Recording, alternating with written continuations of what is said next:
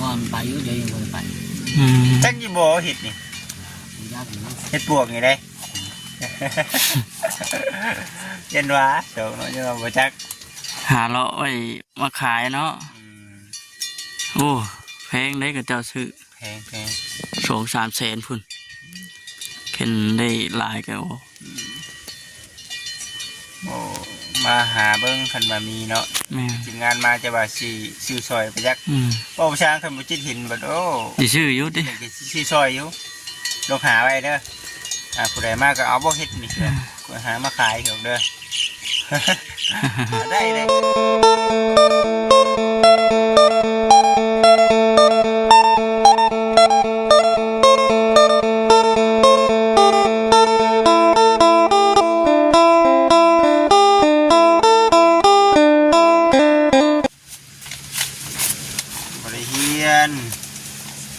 ตกใจว่าเจ้าของไปกวดเป็นนั่นนี่ตกใจได้เนาะเคยไปตรวจที่ไหนอ๋อไปตรวจที่ไหน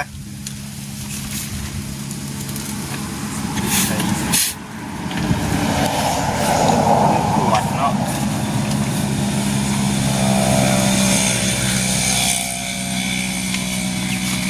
โอ้ดีเนาะหลายใบเนาะ3 ใบเอ็กโกเบิ่งบ่นั่นโอ้เบิ่งนะนี่ยังไงเนาะตับเบิ่งดูตับนี่ขอบขีดตับเนื้อบละเอียดเนาะมวนตับเดียวว่าจิเบิ่งก่อนมานี่บาดแผลในกระเพาะอาหารมีเลือดออกในกระเพาะอาหารโอ้2 อย่างได้นี่เนาะโอ้บัดนี่โอ้ยมี2 อย่างนี่เนาะที่เกี่ยวกับตับมันมั้งกระเพาะน้ำแน่บาดแผลในกระเพาะอาหารมีเลือดออกในกระเพาะมันเจ็บบ่โอ้บัดนี้พักผ่อนให้เพียงพอกินอาหารเป็นเวลาจะกินอาหารมื้อนึงจะกินข้าวมื้อนึงจะครับพยายามฮอด3เด้อก็มีข้าวกินเนาะกินอาหารเป็นเวลาเนาะบ่กินของเผ็ดเนาะของดิบนี่ก็บ่กินเด้อตำบักหุ่งก็บ่ให้กินบ่ดื่มเหล้าดื่มเบียร์สูบยาเด้อยาสูบเนาะแม่นบ่กินเหล้าเด้เหล้าบ่ได้กินสูบแต่ยาบุรีมีแต่ว่าผ่อนนั่นแหละพยายามผ่อนนั่นแหละเนาะพยายามผ่อนนั่นแหละเธอเล็กเธอน้อยว่าเขาอยู่ห้องหมอบุญห้องคุณบ่ไปชิโน่คุณเหรอโอ้ไปคุณทางชิโน่เสียงการุณเนาะโอ้ห้องท่านหมอนี่เพิ่นนั่นอยู่พี่น้องเลยเนาะหมอใหญ่อยู่เนาะด็อกเตอร์เขาอยู่เพื่อนที่มีคนมาขายอยู่ป่ะเพศพวกของอยู่ของกินรถพุ่งพวงเขานะไม่ค่อยเห็นป่ะเวลาเจ้าจะกินหันกินนี่เจ้าไปซื้อใส่เขาเว้นบ้านน้องว่างคนย่างไปเลยติไปทางไหนทางต้องกินอยู่ป่ะยานทำโมบายได้นี่นักชีย่างได้4 เม็ดเนาะยังโบราณไปได้กินอยู่ป่ะกินอยู่ยังหลายให้สิโอ้ยาประเภทเดียวกันบ่นี่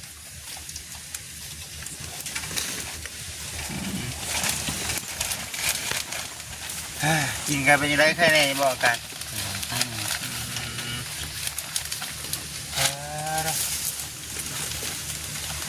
โอ้มีทูบอีกนี่เนาะ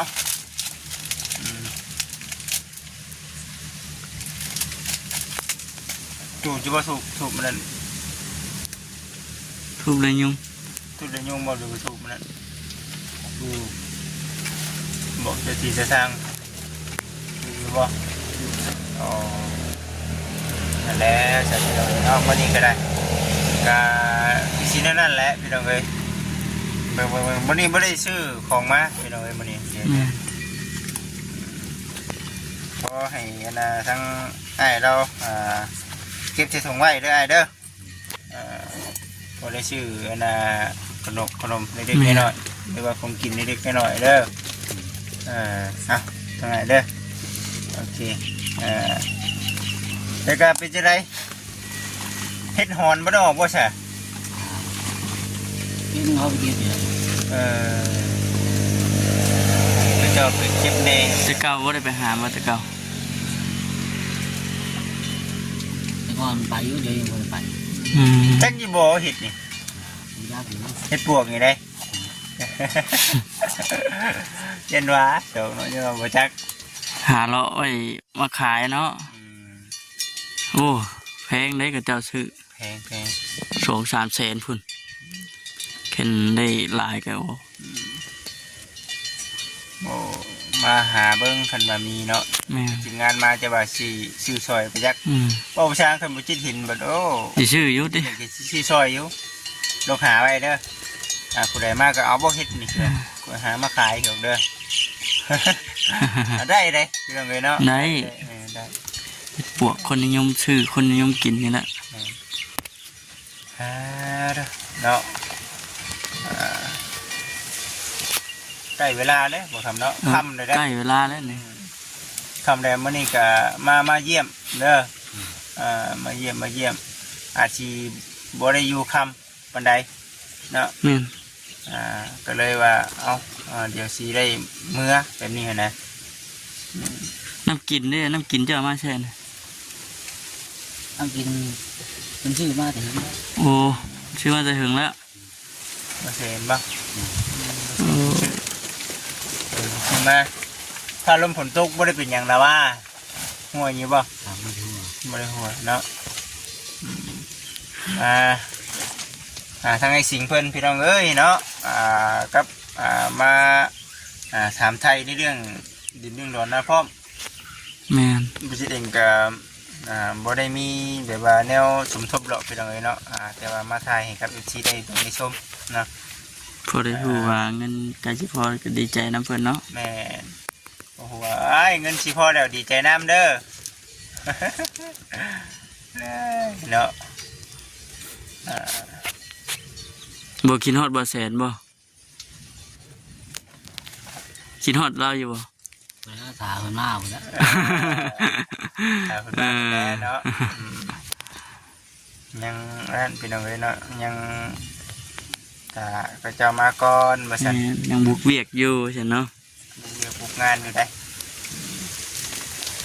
ไปสันเดอร์ได้บอกบ่ครับ แม่น เพิ่นได้บ่จิเองสิได้ขอตัวกลับก่อนมื้อนี้ขอโทษขอไปสิได้หลายมากก็บ่ได้เฮ็ดหยังพี่น้องเอ้ยเนาะมาค่ำแน่เนาะบ่ครับเนาะก่อนสิเมื่อไว้ไปหาทางบ่สิงเพิ่นก่อนนะบ่ซั่นน่ะนะได้มาแบบปุบปับเลยมีแต่ว่าผู้ใดเดียวมื้อหน้ามื้อในเด้อพี่น้องเด้อเนาะสิมาใหม่เด้อบ่สิงเด้อผู้ใดเครื่องของเพิ่นก็สิประมาณนี้แหละมาบ่ครับสิในนี่แหละพี่น้องเอ้ย กับปะก่อนเด้อบัดนี้เด้อเนาะอยู่ดีไม่แห้งมื้อหน้ามื้อไหนสิมาเยี่ยมยามใหม่ มื้อหน้ามื้อในผู้ใดสิมาเยี่ยมมายามเด้อบ่สิงเด้อโอเคมาสบายดีเด้อ สบายดี สบายดีพี่น้องเอ้ยทุน้ำในแล้วน้ำไว้ใส่ล่างถ้วยล่างบ่วงตรงเอาน้ำนี้เนาะน้ำฝน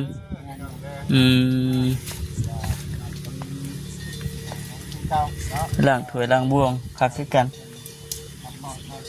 คือสิมีอันเฮ็ดหอนออกลายอยู่แถวนี้มันเป็นป่าเป็นโคกพี่น้องเอ้ยอย่าลืมหาเฮ็ดพวกเด้อนะสิงเด้อ ได้เปลือกยังไม่ได้พูด ฮะ พูดทางผู้ ป้าเฮ็ดปวกอันไหนให้ทางใดโอ้ทางผู้ นี่คนไปฮอดทางไปปืนมาเงี้ยวได้ นอนทางไป เจ้าไปหาเลาะเบิงจังมือเด้อหาเลาะเบิงพอได้มาขายไปจ้ะจะทีมงานมากเห็นได้ปวกจุ่มดอกใหญ่ว่าบ่สร้างเด้ก็เจ้าอยากซื้ออยู่แล้ว2 แสน 3 แสนพอได้เงินนี่พี่น้องเปลี่ยนสารแล้วก็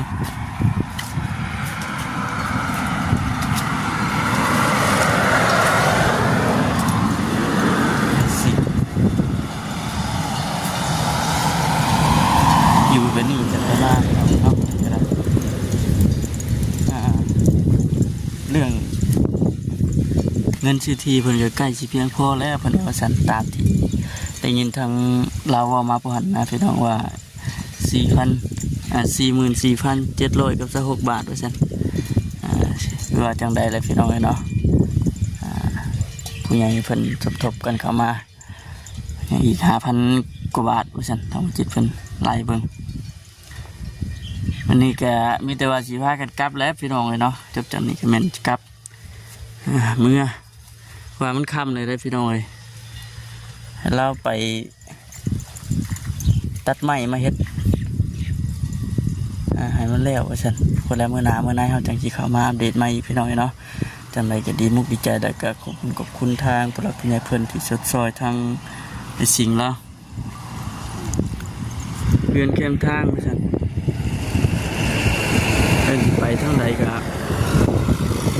ต้องในย่างไปปูนหันข้าเลยนี่มันบ่มีเลยพี่น้องเลยมันอยู่ไกลพุ่นไปทั้งอย่างไรเพื่อนนะบ้านน้องจะพังบอกย่างไกลเติบเพื่อจะหอดห่านพูดแล้วป้อนน้ำมันพูดแล้วเดินไปทางนี้เลยเข็นเส้นลงไปนี่ก็เป็นทางลงสวรรค์ไกลเติบอยู่วันนี้ก็บ่เห็นทีมงานเข้ามาเยี่ยมพี่น้องเนาะ